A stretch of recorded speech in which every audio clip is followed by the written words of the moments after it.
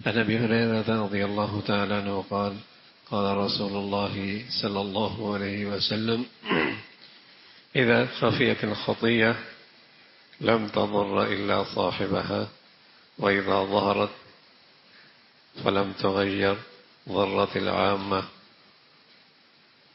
پیارے رسول صلی اللہ علیہ وسلم کا ارشاد ہے، جب خطا اور گناہ چپکے سے ہو اور خلوت میں ہو اور تنہائی میں ہو تو اس کا ریئیکشن اور اس کے اثرات صرف گناہگار تک محدود رہتے ہیں.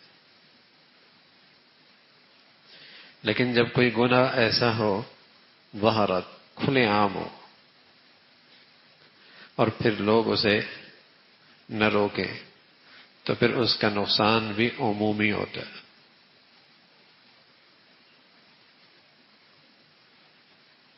بس اوقات بیٹا نماز نہیں پڑھتا اور باپ تہجد گزار ہے، ماں گھنٹوں جائے نماز پہ تسبیحات پڑھتی ہے، بیٹے کے نماز نہ پڑھنے پر نہ ان کے کان میں جوں رینگتی ہے، پیشانی پہ بل آتا ہے، نہ کان میں جوں رونگتی ہے، تو یہ خیال رکھیں کہ اس کی نحوست، اس کا وبال پورے گھر پہ آئے گا. اس کا وبال پورے گھر پہ آئے گا. یہ تہجد گزار ہے اور یہ بزرگ ہے، لیکن یہ کھلے عام پردہ نہیں کر رہی،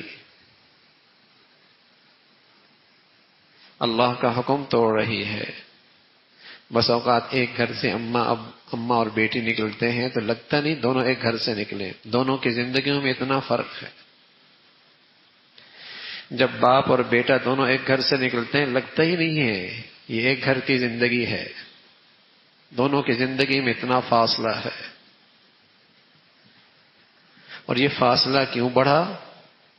ایک تو ٹھیک ہے جہاں نظام تعلیم کا اثر ہے، دوسرا گھروں کے اندر آج اور روک ٹوک بھی ختم ہو گئی. یہ فکر بھی ختم ہو گئی کہ یہ بھی میری کوئی ذمہ داری ہے، یہ بھی کوئی فریضہ ہے، یہ بھی اس اولاد کا مجھ پہ کوئی حق ہے.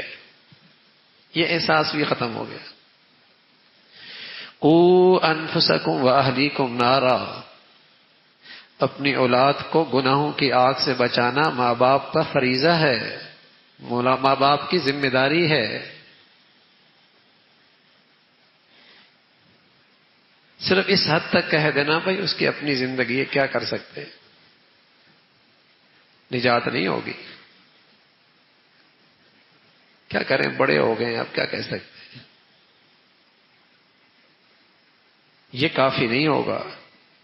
رسول اللہ صلی اللہ علیہ وسلم نے خبردار فرمایا، آگاہ فرمایا کہ ٹھیک ہے نظروں سے اوجھل ہے، پتہ نہیں لگا، خلوت میں کر لیا، چھپ کے کیا، اس کا ریئیکشن تو اسی پر ہوگا جس نے کیا ہے. لیکن جب آپ کے سامنے ہو رہا ہے، آپ کی آنکھوں کے سامنے ہے، آپ کے دفتر میں ہو رہا ہے، آپ اپنے دفتر میں کوئی شراب پیے تو برداشت کرتے ہیں؟ کیوں؟ لوگ کیا کہیں گے. اور آپ کے دفتر میں بے نمازی بھرے پڑے ہیں، تو بے نمازی ہونا یہ تو شراب سے بڑا گناہ ہے. لیکن شرابی کو تو کہ معاشرہ برا سمجھتا ہے، اس لیے آپ کو بڑا ناگوار گزرتا ہے، نہیں برداشت کریں گے. بے نمازی بھرے پڑے ہیں، نہ پیشانی پہ بل آتا ہے، نہ کان پہ جوں رینگتی ہے، نحوست آئے گی، وبال آئے گا، اس کا ریئیکشن آئے گا. اللہ نہ کرے، اللہ نہ کرے بیٹی سگریٹ پیتی ہو، بتائیے کتنا برا لگے گا. لیکن یہ بیٹی پردہ نہ کرے، یہ بیٹی نماز نہ پڑھے.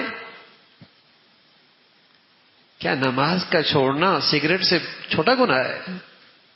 لیکن چونکہ سگریٹ پینا معاشرے میں برا ہے، اس لیے بڑی بے چینی ہوتی اور ہونی بھی چاہیے، بڑی پریشانی ہوتی اور ہونی بھی چاہیے. ماں باپ ریئیکشن دکھاتے ہیں اور دکھانا بھی چاہیے.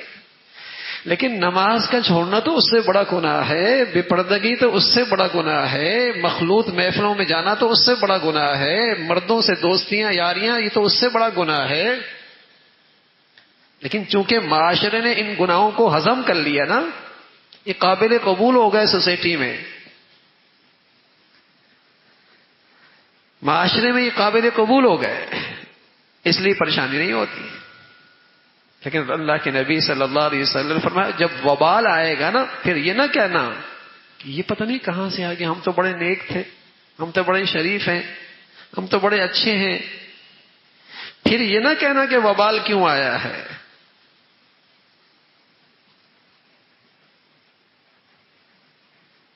بیٹی کہاں پڑھ رہی ہے، بیٹا کس ماحول میں زندگی گزار رہا ہے، اس کا وبال آئے گا.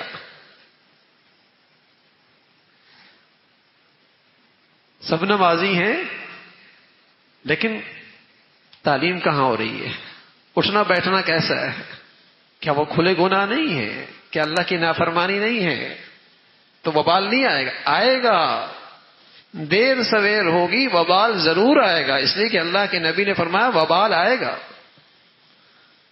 کھلے گناہ ہیں.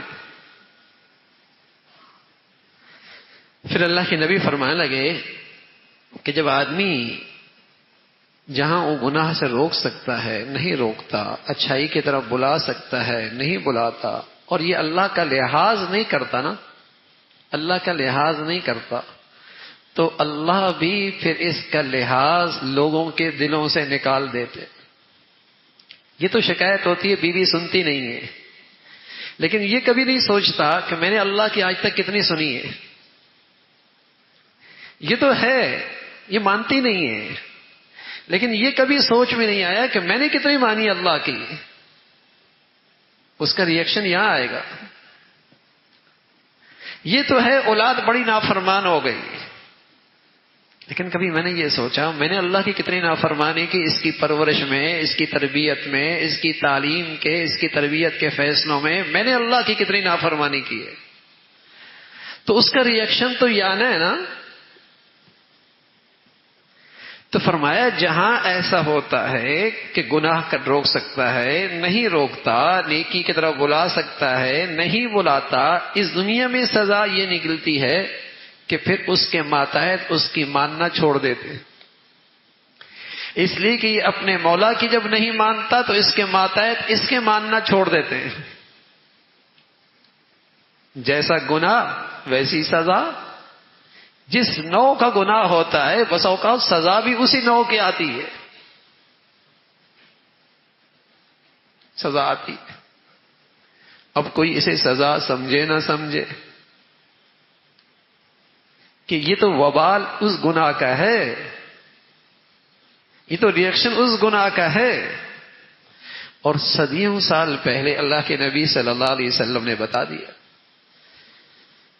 فرمایا اللہ کے نبی صلی اللہ علیہ وسلم فرمانے لگے کہ جب کوئی قوم اس میں کسی جماعت میں، کسی گھر میں، کسی گروہ میں اللہ کی نافرمانی ہو، اور وہ جماعت اس کو اللہ نے عزت دی ہے، مقام دیا ہے، اس کی کثرت ہے، اور وہ اس گناہ کو روک بھی سکتی ہے، لم یغیروا، لیکن پھر بھی نہیں روکتی. اور کیوں نہیں روکا جاتا اس اوقات؟ کہیں لوگ یہ نہ کہیں یہ بڑا تنگ نظر ہے، اس لیے نہیں روتے. لوگ کہیں کہ انتہا پسند ہے، اس لیے نہیں. لوگ کہیں گے یار یہ بہت بڑا دیندار ہو گیا. روک سکتا ہے گناہ کو، نہیں روکتا. اللہ کے نبی صلی اللہ علیہ وسلم نے فرمایا امہم اللہ بعقاب، پھر آنے والا وبال عمومی ہوگا، سب پر آئے گا. گناہ روک سکتا تھا، نہیں روک رہا، اس کی سزا پھر عمومی ہوگی. اس لیے کہ وہ سب کا گناہ ہو گیا، صرف کرنے والے کا نہیں. کرنے والے نے تو گناہ کر کے گناہ کیا، اور انہوں نے نہ روک کر گناہ کیا.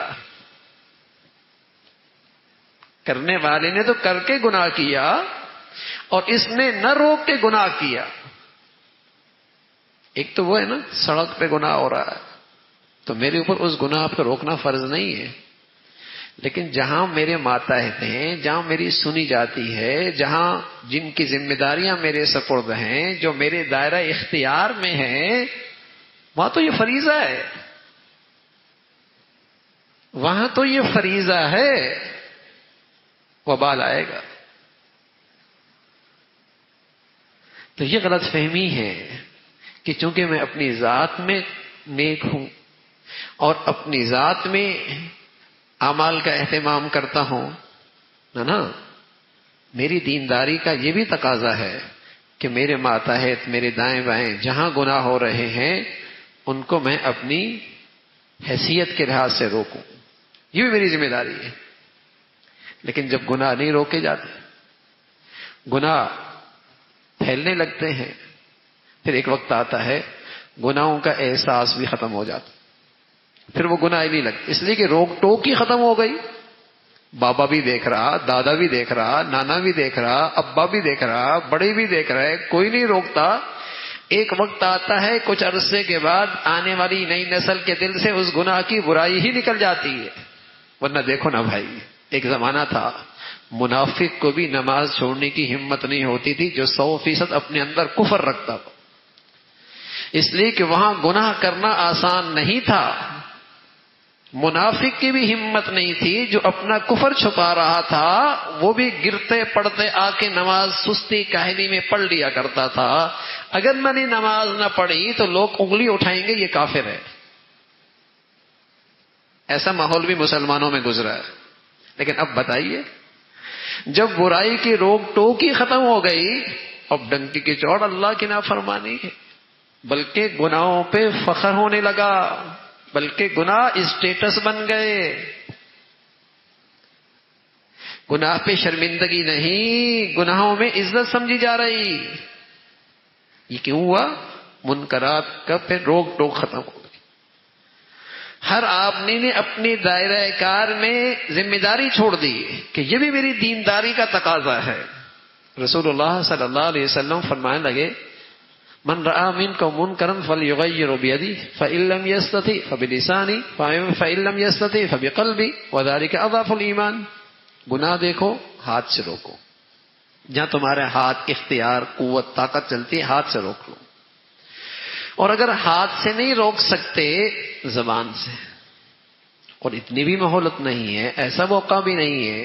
بتائیے نا، آگ لگ رہی ہو تو کیا کرتا ہے آدمی؟ سب سے پہلے آگ بجھا دیتا ہے، لیکن جب آگ بڑی ہو اور اس کی طاقت سے باہر ہو پھر کیا کرتا ہے؟ آواز لگاتا، آؤ لوگوں آگ لگی ہے، مل کے بجھاتے ہیں۔ لیکن جب زبان سے بھی کام نہیں بنتا پھر کیا کرتا ہے؟ اپنے آپ کو وہاں سے ہٹا کر دور چلا جاتا ہے اور وہاں بیٹھ کے سوچتا ہے یہ آگ کیسے بجھے۔ ایسا ہی ہے نا، آگ کیسے بجھے؟ تو ایسی گناہ کی آگ لگی ہے، ہاتھ سے روک لے، ہاتھ سے بجھا لے، نہیں تو زبان سے روک لے، نہیں تو تیسری صورت کیا ہے؟ کم از کم اس کے لیے بے چین تو ہو جائے، اس کے لیے بے چینی تو ہو کہ میں اس آگ کو، گناہ کے آگ کو کیسے بجھاؤں۔ فرمایا اگر ایسا بھی ہے تب بھی ایمان موجود ہے۔ لیکن اگر یہ بھی نہیں ہے، نہ پہلی صورت ہے، نہ دوسری صورت ہے، اور نہ بے چینی ہے، نہ پریشانی ہے، نہ دکھ ہے، نہ غم ہے کہ گناہ ہو رہے ہیں، کچھ بھی نہیں ہے، تو فرمایا پھر تو ایمان بھی کوئی نہیں۔ اللہ کے نبی صلی اللہ علیہ وسلم فرمایا جب آدمی مومن ہوتا ہے نا، مومن، ایک وقت آئے گا مومن کا دل ایسا پگھلتا ہے جیسے پانی میں برف پگھلتی ہے۔ پوچھے یا رسول اللہ، مومن کا دل ایسا پگھلتا ہے جیسے پانی میں برف پگھلتی ہے، یہ کب ہوتا ہے؟ فرمایا ایمان والا جب گناہ دیکھتا ہے لیکن اس کا بس نہیں چلتا، اس کا بس نہیں چلتا، اب اندر ہی اندر اس کا دل پگھل رہا ہوتا ہے۔ سبحان اللہ، یہ بھی بڑھیا ایمان ہے۔ گناہ دیکھ رہا ہے، بس نہیں چل رہا، لیکن اندر ہی اندر رو رہا ہے، اندر ہی اندر دکھی ہے۔ اللہ کی نافرمانی، اللہ کا حکم ٹوٹ رہا، اللہ کے حق میں غیرت کھاتا ہے بھائی، اللہ کی محبت ہے، اللہ کی عظمت ہے، اللہ کی محبت ہے، اس کی نافرمانی برداشت نہیں ہو رہی۔ فرمایا اس کا دل اندر ایسے پگھل رہا ہے جیسے پانی میں برف پگھلتی ہے۔ ایک وقت ایسا بھی آئے گا۔ تو بعض ایمان والوں کی زندگی ایسی ہوتی ہے، سبحان اللہ، جہاں برائی سے روک سکتے ہیں، برائی سے روکتے ہیں، زبان سے روک سکتے ہیں، زبان سے روک سکتے ہیں، بے چینی پریشانی دکھا سکتے ہیں، اس کا اظہار کرتے ہیں، ورنہ اندر سے کم پریشانی تو ہوتی ہے۔ فرمایا یہ بھی ایمان کی علامت ہے، یہ بھی ایمان کی علامت ہے۔ اللہ رب العزت بھائی ایسی ایمانی زندگی ہم سب کو نصیب فرما دے۔